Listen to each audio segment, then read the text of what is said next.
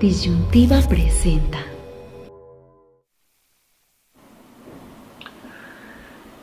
Ya estamos en comunicación hasta Colorado con mi queridísimo doctor Héctor Frisby. Ya ingresamos en su consultorio y hoy la consulta cátedra, como adelantado en la semana próxima, es el dengue y otras de estas enfermedades de transmisión vía vector, como este mosquito, el Aedes, ¿no? Aedes aegypti, que es el principal responsable de ello, y además las complicaciones que esto pues puede traer también al darse a la par de otras enfermedades infecciosas como el COVID y la influenza, perdón, ya estoy como la maestra, en algunas zonas del país específicamente. ¿Cómo estás, mi doc? Bienvenido y qué gusto y qué honor saludarte de nueva cuenta aquí en Disyuntiva.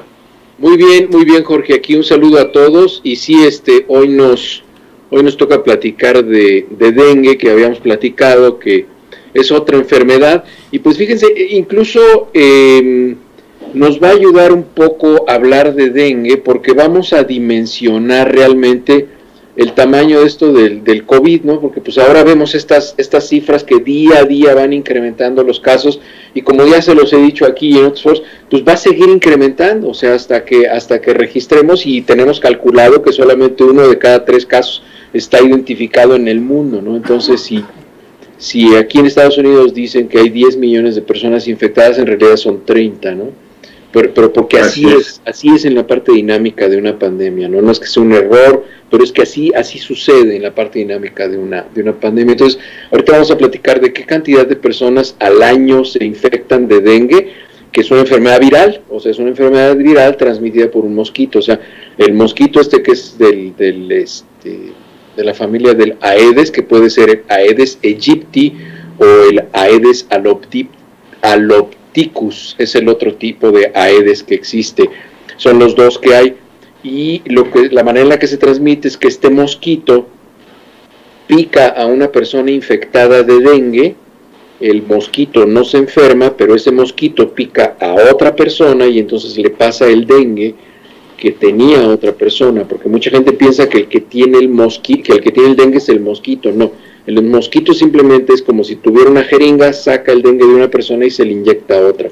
Eso es lo que hace. O sea, el mosquito solamente lo transmite, pero no es un portador asintomático ni nada de eso. Simplemente pues guarda la sangre que le acaba de chupar a alguien, se le inyecta a otra persona o contamina a la otra persona porque la pica también, y entonces ahí es cuando se infecta a la otra persona. El virus del dengue es un RNA virus, es muy parecido al del coronavirus, es un RNA, es un amasijo de material genético que está cubierto con una cápsula, que es una cápsula muy lábil, muy frágil, como la del coronavirus. Nada más que el virus del dengue no pertenece a la familia de los coronavirus, pertenece a la familia de los flavivirus, así se llaman, los flavivirus. Entonces, conocíamos solamente 3 tipos de virus de dengue hasta el 2013, y entonces por eso el dengue se clasifica en dengue ABC, así es como se clasifica el dengue. En el 2013 se descubrió que hay un 4º serotipo, que al parecer es una transición de uno de los que ya conocíamos. Y ahorita vamos a platicar por qué es interesante saber que hay 3 o 4 serotipos de dengue.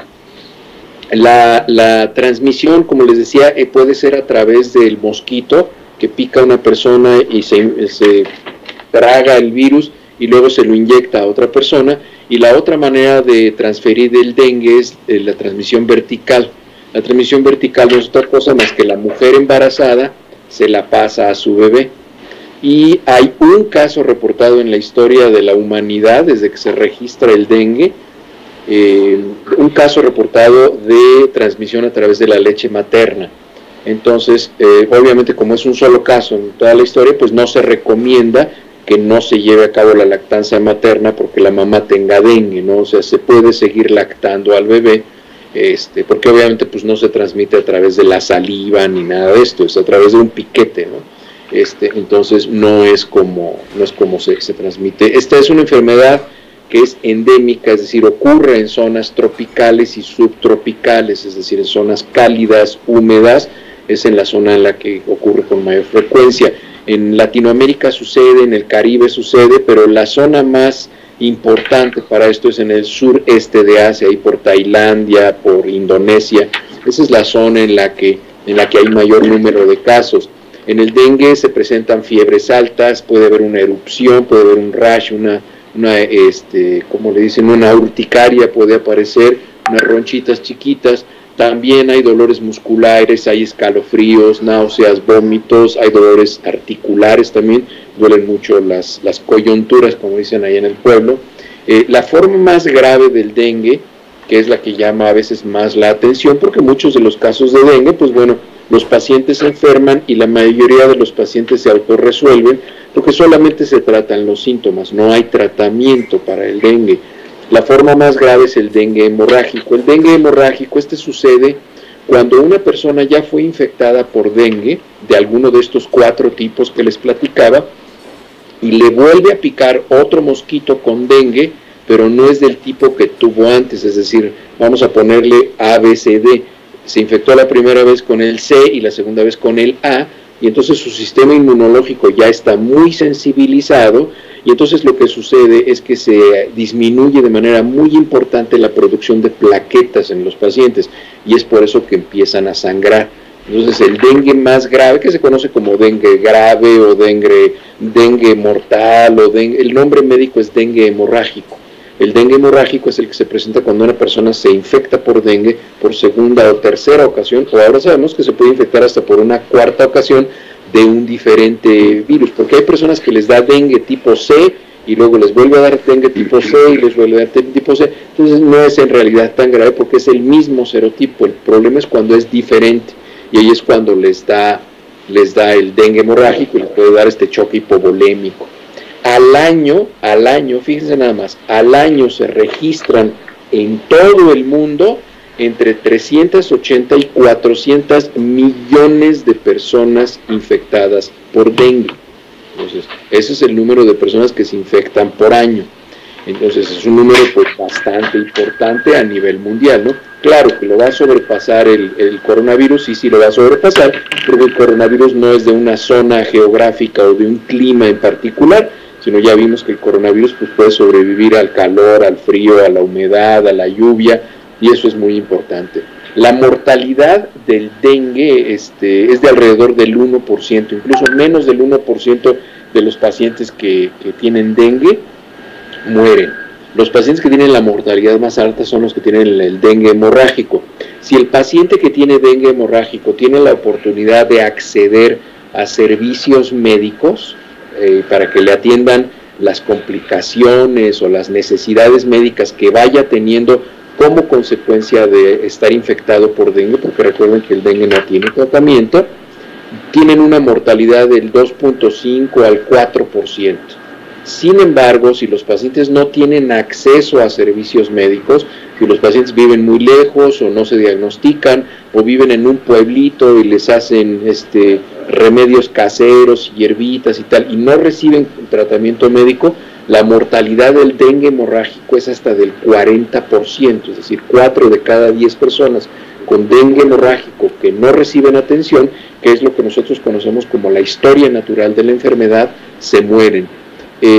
La vacuna para el dengue sería la manera de prevenirlo. Sin embargo, fíjense ahora salió la noticia de la vacuna de Pfizer y se mencionó que tenía una efectividad hasta del 80 o el 90%, no recuerdo qué porcentaje. Pues bueno, hay una vacuna para el dengue que está en investigación y desarrollo para mejorarse, pero ya hay una versión en el mercado de vacuna para el dengue y se considera un éxito.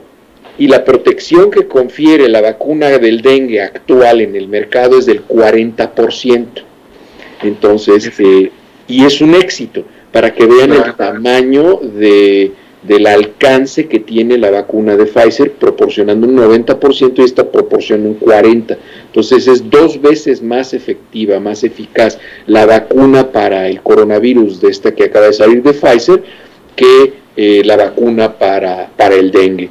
Ahora, como no hay tratamiento, la estrategia más útil que ha definido la Organización Mundial de la Salud para controlar el dengue es la modificación de los hábitats. ¿Esto qué significa?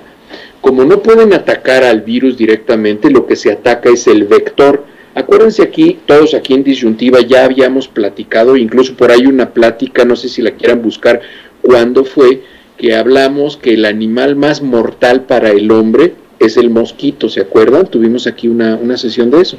El animal que causa más muertes al año, porque se juntan los de dengue, se juntan los del paludismo, se juntan los de chikungunya, se juntan los de Zika. Todas estas enfermedades que son transmitidas por el mosquito tienen una mortalidad altísima. El mosquito, específicamente el de la familia Aedes, estos dos tipos de mosquito, son los que causan más muertes por año en las personas. Entonces es el animal más peligroso. Entonces la estrategia más útil que ha definido la Organización Mundial de la Salud es la modificación del hábitat, es decir, generar las condiciones para que no haya agua estancada que no permita que se reproduzcan los mosquitos, porque si se baja la cantidad de mosquitos, entonces se baja la cantidad del vector y entonces no se transmite con tanta eficiencia la enfermedad, porque nosotros podemos estar platicando con alguien que tiene dengue o que tiene paludismo y no nos vamos a infectar, ¿de acuerdo? Los síntomas más notorios de los pacientes que tienen dengue, pues el que llama más la atención es la fiebre, y esta aparece entre 4 y 7 días después de que el mosquito picó a la persona, del mosquito infectado picó a la persona. Las fiebres llaman mucho la atención porque son de 40 a 42 grados centígrados, no responden muy bien al tratamiento habitual y los pacientes pueden llegar a tener, obviamente, acompañado de esta fiebre, tienen dolores de cabeza muy importantes, obviamente pues sienten todos los síntomas como cuando tienes fiebre, que tienes calambres en los músculos, te sientes con debilidad, tienes náuseas, vomitas. Hay un dolor característico del dengue que es el dolor ocular. A los pacientes les duelen mucho los ojos, sienten como que les queman, como que les están apachurrando los ojos. Eso es característico del dengue. Hay una inflamación de los ganglios linfáticos de todo el cuerpo, se inflaman todos los ganglios, desde los que están las glándulas salivales, los testículos se pueden llegar a inflamar, los ganglios retroperitoneales, es decir, ahí tienen dolor abdominal muy importante, y también se acompaña de unas ronchitas, le pueden salir ronchitas a las personas. La mayoría de los pacientes, así como sucede con el coronavirus, la mayoría de los pacientes, un poquito más del 80% de los pacientes, en una semana su cuerpo se hace cargo del dengue y se curan y se les quita y ya no tienen mayor problema. Fíjense, el virus del dengue lo que hace cuando ya se pasa a un virus, a un dengue hemorrágico, lo que hace es lo mismo exactamente que pasa con el coronavirus. ¿Se acuerdan que hemos platicado que las arterias tienen una capa adentro que se llama el endotelio? Endo porque está adentro de las arterias. El endotelio ese se daña, entonces empiezan a filtrar sustancias y líquido, y entonces el paciente se deshidrata, el paciente se hincha y también se altera la producción de las plaquetas y se disminuyen de manera muy importante las plaquetas, y entonces los pacientes empiezan a tener el dolor abdominal que les decía, pero lo empiezan a tener de manera muy intensa porque pueden empezar a tener hemorragias intestinales. Los pacientes tienen vómitos incontrolables, empiezan a sangrar de las encías, empiezan a sangrar de la nariz, empezamos a apreciar sangre en la orina, sangre en las evacuaciones, sangre en el vómito, porque empiezan a sangrar del tubo digestivo, de las mucosas, de la vejiga, de la uretra, empiezan a sangrar. Entonces los pacientes empiezan a sangrar mucho. Obviamente también pueden tener hemorragia pulmonar y por lo tanto pues tienen dificultad para respirar, y esto, bueno, pues el paciente, si sigue progresando sin ningún tratamiento o si no responde al tratamiento que se le está dando, el paciente va a tener estado de choque. Entonces obviamente pues el paciente puede morir, ese es un riesgo de morir, ¿no? Entonces las causas, bueno, pues es el mosquito infectado por el virus de otra persona, se lo pasa a otra persona, lo pica y se quedó. La infección por dengue habitualmente crea inmunidad del tipo que se infectó. Entonces es muy difícil que una persona se infecte de un serotipo de dengue y luego se infecte de otro. Puede suceder, así como con el coronavirus, pero es muy raro, es muy muy raro. Habitualmente cuando a una persona le vuelve a dar dengue, tenemos que prestar mucha atención porque lo más probable es que sea otro tipo y ese paciente, aunque el primer caso de dengue se le haya quitado sin nada, sin hacer nada, nada más estando acostado en su casa y tomando líquidos, puede ser que el segundo episodio sea un caso que pueda causar dengue hemorrágico, ¿no? Entonces hay que estar muy al pendiente de los pacientes. ¿Cuáles son los factores de riesgo para enfermarse de dengue? Pues obviamente haber viajado o vivir en alguna zona en donde el dengue sea endémico, que sea una zona de dengue, y si vivimos en una zona en la que hay mucho dengue, pues obviamente un factor de riesgo es tener depósitos de agua estancada. Entonces es muy importante que después de las lluvias se trate de movilizar todo el agua, no se tengan depósitos abiertos donde se pueda acumular el agua. Entonces, por ejemplo, ahora con las inundaciones que está habiendo en Chiapas y en Tabasco y en toda esa zona que está viendo, incluso en Guatemala, ayer estaba viendo un reportaje en Guatemala, Guatemala está terrible también.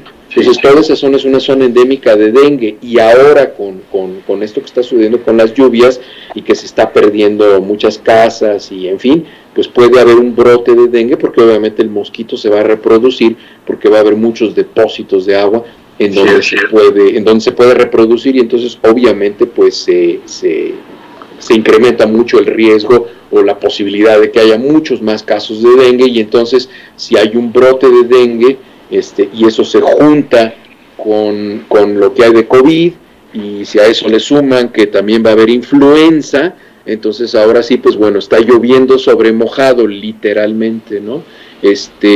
Normalmente la vacuna, ¿cómo se previene? Bueno, pues la otra método de prevención pues es utilizando la vacuna. La vacuna normalmente se recomienda para pacientes de 9 a 45 años. La vacuna se tiene que administrar en 3 dosis a lo largo de un año, se pone habitualmente lo que decía es 0, 6, 12, es decir, se pone la vacuna hoy, luego a los 6 meses y luego a los 12, si se reparten 3 dosis en un año. ¿Por qué no se recomienda la vacuna en niños menores de 9 años? Porque si se les vacuna, fíjense que se ha visto que si a los niños menores de 9 años se les vacuna contra el dengue, y les llega a picar un mosquito con dengue, el riesgo de que desarrollen dengue hemorrágico se multiplica hasta 4 veces. Entonces no se recomienda que a los niños les pongan la vacuna porque este riesgo permanece vigente en los niños hasta 2 años después de la aplicación de la vacuna. Entonces si los vacunan, vamos a decir, en el 2018, hasta el 2020 tendrían una ventana de riesgo para que si los pica un mosquito con dengue, desarrollen dengue hemorrágico. Después de los 2 años ya no. Y entonces no sabemos por qué, puede ser por una respuesta inmunológica exacerbada, porque todavía el sistema inmune está muy activo generando los anticuerpos, las inmunoglobulinas G en ese niño, y puede ser que eso genere una reacción cruzada y complique la presentación del segundo caso o del primer caso de dengue después de la vacunación, ¿no?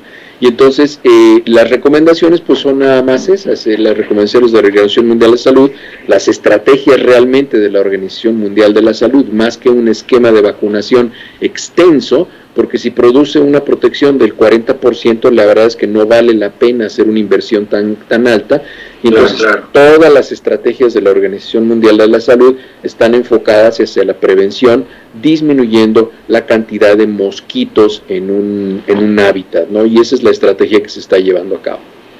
Así es, doctor, la cacharrización que dicen, ¿no? Que no hay que tener en las azoteas artículos donde pueda acumularse el agua, son pequeñas cantidades, porque con eso, pues ahí pues sí, pues los mosquitos no necesitan una alberca, o sea, un mosquito necesita una taza, con que sea una taza de una de café o cualquier cosa, con eso es más suficiente para que el mosquito se pueda reproducir, ¿no?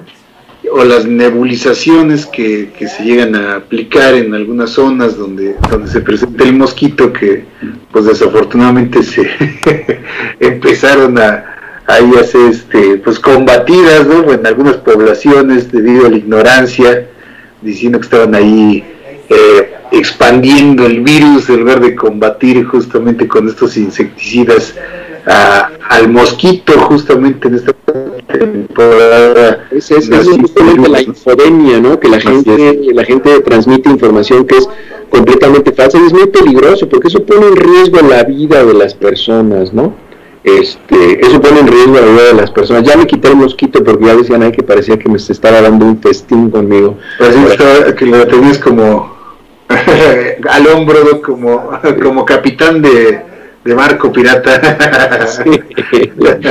Pero ese es el mosquito responsable, el Aedes aegypti, exactamente, de la transmisión, que se encuentra pues básicamente sí zonas costeras, ¿no, doctor? Zonas bajas, donde se encuentra aquí justamente en las ciudades altas, la altura de la Ciudad de México pues no es propicia para este mosquito, por eso pues nos lo quitamos ese riesgo, pero sí hay zonas donde pues se pueden dar esta sindemia de la que ya hablábamos, que se presenten los casos de dengue, de la COVID y de la influenza, ¿no? En esta temporada. Por eso decían, va a ser una temporada de riesgo.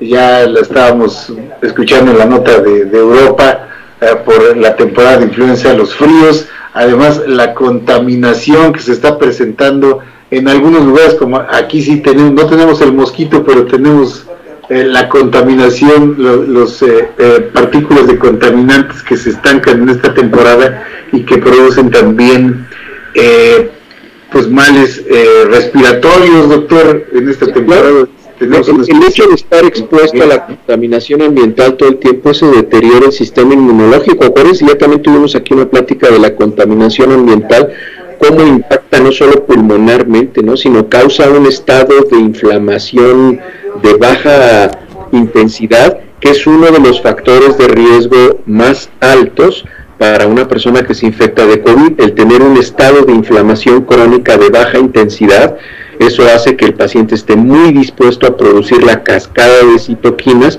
y acuérdense que los pacientes con COVID se mueren con COVID, no por COVID. Entonces, y es por eso, porque la condición de salud basal de los pacientes no es buena, y al infectarse por el COVID, bueno, pues ahí es donde se organiza una fiesta mucho más grande, ¿no?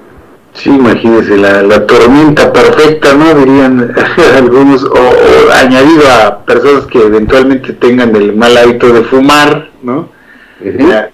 Adicional a la temporada de las bajas temperaturas y ahorita los riesgos que se presentan a la salud, pues es lo que debemos de tener en cuenta para prevenir y anticiparnos justamente a esta conjunción de riesgos que se están presentando en lo inmediato, doctor. Y bueno, ya aprovechándote aquí, entonces, hablando también un poco de este anuncio de Pfizer en la semana, pues es una buena noticia, ¿no, doctor? Una buena noticia este avance que se ha presentado. Es una buena noticia, pero hay que dimensionarla. Fíjate que cuando se da un tipo de noticia así, la recomendación debe ser, miren, ya hay una vacuna ahí que parece que es muy buena, tiene una efectividad muy alta. Sin embargo, para que la vacuna pueda estar ya en el mercado, digámoslo así, ya para que esté accesible a la población, estamos calculando que va a ser en abril o mayo del próximo año.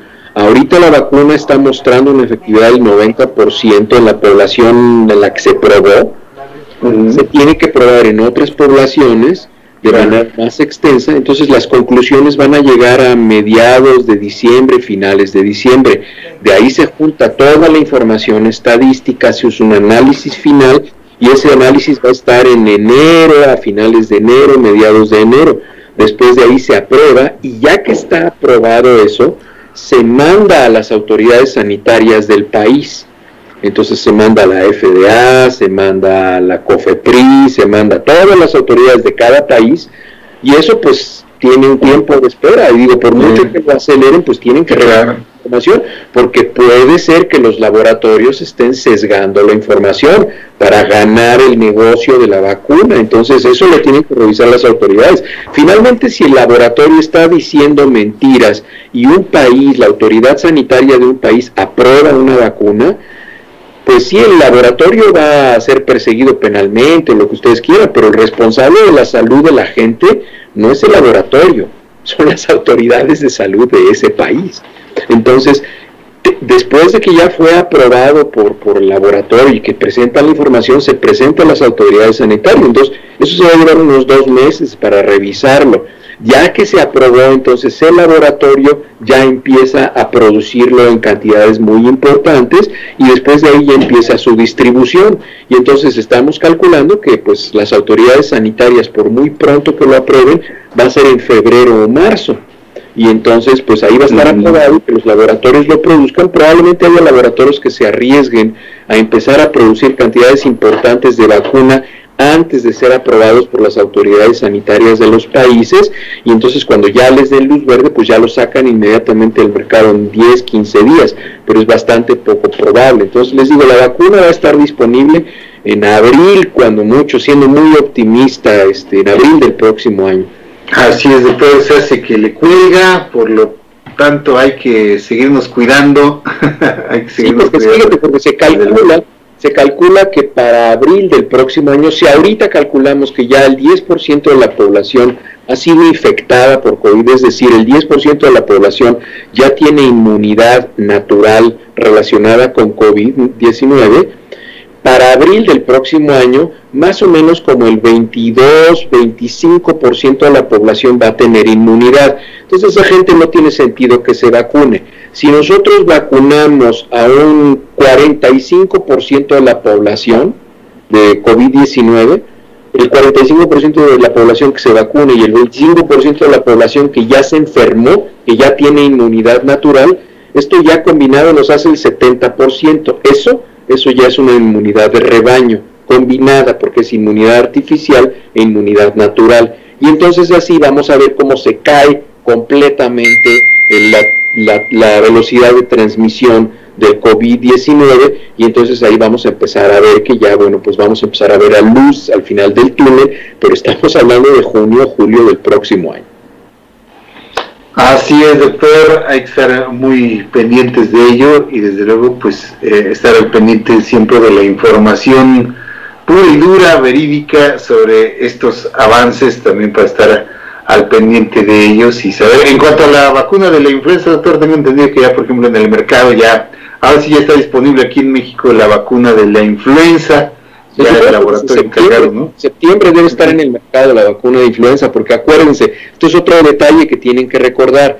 Si ustedes se ponen la vacuna de la influenza cuando ya tienen 7 personas a su alrededor que ya les dio influenza, es demasiado tarde, porque acuérdense que la vacuna de influenza tiene efecto en su cuerpo 8 semanas, de 6 a 8 semanas después de que se la ponen.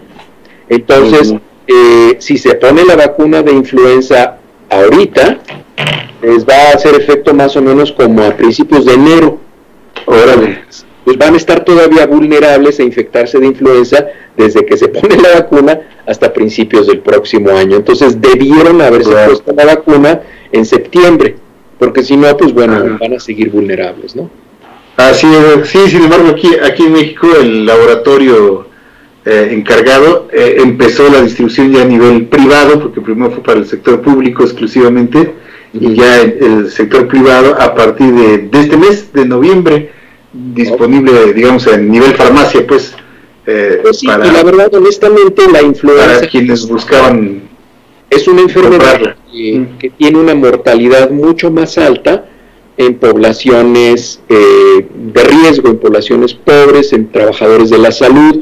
La mortalidad en gente de recursos y de posición socioeconómica alta no es tan elevada, entonces es por eso que no se prioriza. Eso es como, daba una plática esta semana y les decía, la gente que se muere de cáncer cervicouterino, pues no es la gente de Santa Fe, Las Lomas, las de Miguel Hidalgo, la de la Colonia del Valle, no, la gente que se sigue muriendo en México de cáncer cervicouterino es la gente que vive en las zonas marginadas y que no tienen acceso a la vacuna por cáncer cervicouterino. Entonces ese es trabajo de las autoridades de salud, aproximar los beneficios de la salud pública a la población que sigue siendo que tiene todavía lo que les he platicado aquí, que no sé si lo leyeron, lo que son los determinantes sociales. La gente que tiene determinantes sociales, es la gente que se enferma con más frecuencia, se enferma de manera más grave y se muere.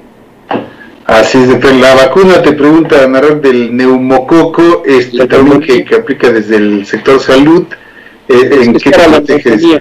Esa es una vacuna que pertenece al esquema de vacunación de adultos. Hay un esquema de vacunación de niños y hay un esquema de vacunación de adultos. Y en el esquema de vacunación de adultos, una de ellas es la del neumococo.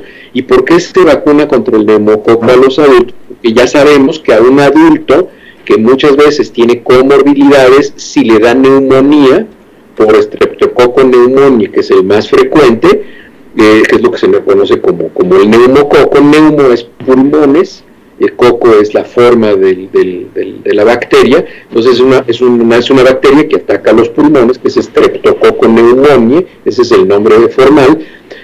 La gente que le da una enfermedad pulmonar y que le da neumonía y tiene comorbilidades, tiene una tasa de mortalidad muy alta. Incluso hay una frase en México que dicen que enero y febrero es desviejadero, y era muchas veces porque les daban las neumonías, y en esa época es una más y efectivamente, y las precauciones para no transmitir el neumococo, para no transmitir la neumonía, son exactamente las mismas que las recomendaciones para el coronavirus. Lavarse las manos, no tocarse la cara. Si una persona está enferma de neumonía con neumococo, tiene que utilizar cubreboca la persona enferma, y eso confiere una protección de hasta el 85% para las personas que están a su alrededor. Entonces, habitualmente la definición, antes del coronavirus, la definición del uso de cubrebocas en enfermedades de vías aéreas superiores se recomendaba principalmente para las personas enfermas. Pero ahora hemos visto que la protección para las personas sanas con COVID, de COVID, o sea que no tienen todavía la infección por COVID, es de hasta el del 30%. Entonces, si la persona enferma le confiere una protección del 60% y al no enfermo es del 30% y los combinamos, entonces alcanzamos un nivel de disminución de la velocidad de transmisión muy importante, y es por eso que se recomienda, ¿no?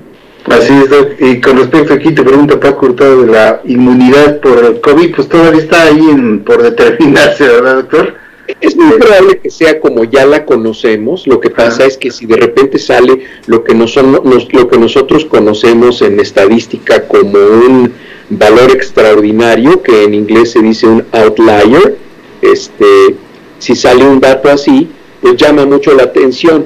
Creo que se detuvo un poquito. Entonces es un dato extraordinario en estadística que en inglés se llama outlier. Es decir, si ustedes ven una gráfica y de repente hay un valor que está hasta acá arriba y no corresponde a la mayoría de los casos, eso se llama un outlier. Eso que está fuera de la estadística, tú lo sabes como periodista, pues eso es lo que va a ser más buena noticia. Claro. Yo no voy a hablar de los 800,000 casos que son todos iguales, voy a hablar del que es diferente. Entonces, desafortunadamente eso es lo que hace noticia, pero parece que la inmunidad de COVID va a ser muy similar a la que ya sabemos de los otros coronavirus.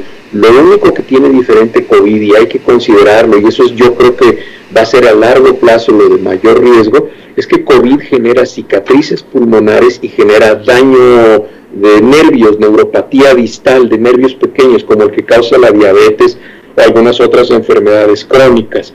Entonces, eso yo creo que lo que va a tener también causa daño cardíaco, puede causar miocarditis, en fin, eso es lo que va a preocupar más en el mediano y en el largo plazo, y no vaya a ser como por ejemplo los pacientes que tuvieron tuberculosis o una neumonía muy seria que necesitaron una intubación, que tienen cicatrices pulmonares. Esas cicatrices pulmonares tienen muy elevado riesgo de tener cáncer pulmonar de no fumadores, que es el adenocarcinoma pulmonar. Wow. O sea que quedas tocado, como dicen, ¿no, doctor? Entonces, pues hay que nada más estar vigilando a los pacientes por el resto. Claro. Y con respecto a la vacuna, leí ahí que ofrecía una inmunidad, estaban calculando de 1 año, ¿no? Más o menos, ¿qué es lo que ofrece la vacuna esta de... porque las mutaciones de virus, no es porque la inmunidad se termine, la inmunidad sigue ahí, pero la inmunidad está ahí para un virus que ya no existe o que ya mutó. Entonces, es como el caso de la vacuna de influenza. Nosotros ya tenemos, los que nos hemos vacunado año con año, nosotros ya tenemos inmunidad para 25 diferentes tipos de virus de influenza. porque ya nos hemos vacunado por 25 años, dando una cifra alegre, ¿no? Sí, aproximada. No es la protección para esta influenza que va a venir el próximo año, entonces por eso es que la tenemos que estar renovando. Por las mutaciones, justamente, que era una de las preguntas de Rolando Blackall, que qué caso tenía vacunarse si dicen que el virus muta. Bueno, pues por eso la vacunación es continua, ¿no? Exactamente. Acuérdense que ya también lo hemos platicado aquí, los seres vivos, todos los organismos vivos presentan una mutación adaptativa, es decir, que les ayuda o les favorece la supervivencia cada 200 generaciones. Las generaciones de los seres humanos son entre 45 y 50 años. Así es como están consideradas. Entonces sumen cuántas son 200 generaciones y así vamos a generar una mutación adaptativa. Por ejemplo, la gente que vive en la Ciudad de México o en zonas contaminadas, probablemente la mutación que vayan a presentar sea una mutación que disminuye la cantidad de moco pulmonar para que no haya tanta inflamación, en fin, alguna cosa así, pero después de 200 generaciones, esperamos que se resuelva el problema de la antes, pero pues vamos a ver, ¿no? Nunca se sabe. Pero por ejemplo, los virus, sus generaciones son de 48 a 72 horas, entonces calculen cuántos son 200 generaciones de 48 horas, pues son 2 años, ¿no? Entonces la vacuna que nos ponemos hoy en 2 años ya no va a servir y por eso es que se vacuna cada año para no dejar ventanas de falta de cobertura, ¿no? Así es, doctor. Aunque desde luego hay la ventaja de que quien alguna vez se ha vacunado sí tiene mayores defensas que quien nunca lo ha hecho, ¿no, doctor? Eso sí. Desde luego, porque hay lo que se llama inmunidad cruzada, porque aun cuando no sea ese tipo de influenza, esa influenza A o B, que son las que se vacuna, tienen características similares, es el mismo virus con algunas variaciones. Entonces, vamos a decir que este año no se pone la vacuna, pero sí se la han estado poniendo los últimos 2 o 3 años, y les da influenza a esta temporada. Eso lo que va a hacer es que les va a dar una influenza menos agresiva, con menor posibilidad de complicarse, y sí les ayuda, pero lo ideal es tener la protección del virus que está actualizada. Así como las actualizaciones del celular y la computadora. ¿Sí? Así mismo, justamente, ahí está con el tema de las vacunas. Interesantísimo, como siempre, súper ilustrativo, con todas las dudas aquí que se plantean. De hecho, ahí Rolando tuvo que salir, pero dejó ahí su duda, su pregunta para ti, ¿no? Que es en el tema de las vacunas. Ahí queda respondido yo, Rolando, por si seguramente ve este material en On Demand. Como siempre, muchísimas gracias, doctor, por esta intervención tan útil, tan interesante y tan amena como siempre. Me quedo, ¿cómo está tu fin de semana? ¿Cómo está la temperatura por allá? ¿Ya está el frío también? Ya está frío, ya está fresco, ya estamos, son de los días más fríos porque está muy despejado el viento, pero por ejemplo ahorita tenemos 36 grados Fahrenheit, que son como 2 o 3 grados centígrados. Entonces sí, se siente frescón. Perfecto, mi doc. Muy bien, pero es tu elemento natural, mi doc, el frío, ¿no? Es frío. A mí me gusta todo, pues, pero no me molesta el frío. Perfecto, mi doc.